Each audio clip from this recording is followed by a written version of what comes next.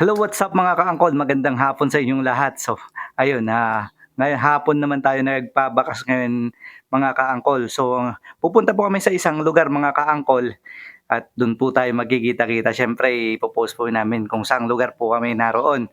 So, ang gagawin po natin mga kaangkol ay napakasimple lang ng ating mechanics. So, ang ating mechanics po mga kaangkol ay kailangan nyo lang ipakita sa akin na naka-follow po kayo at naka-share po yung video niya ito mga kaangkol.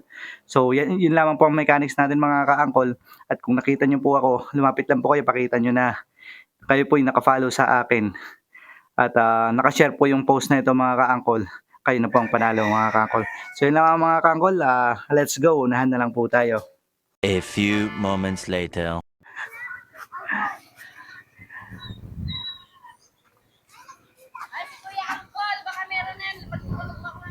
Wala po. Sticker po. May sticker na kaya? May sticker na kaya? Wala pa. Sticker po.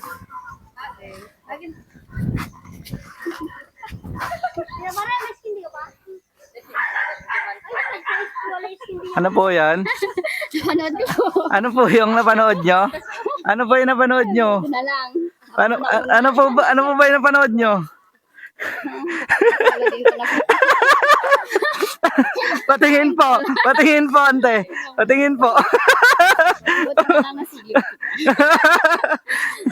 Ayun, nakashare oh. Naka-follow naman po ba siya? Hindi, patingin po, patingin po.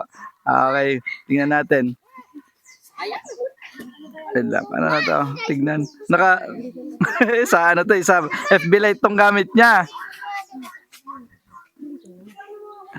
Ay, ma-open. Ito na tagalan. Paano ba to? Wait po, ang kulay. Yan. Oh, following! Congrats po! Meron, ang daming hindi nakatunog. Muna na ko. So, ano mo pangalan nante? Realin Kando po. Realin ka. Lealin Ay, Lealin si Ate Lealin Kando. Parang dito puro may mga kando rito eh. Okay, sige. Mga angkol, may panalo na po tayo ngayong hapon. So ano pa, iniintay natin, ibigay na natin yung prize niya.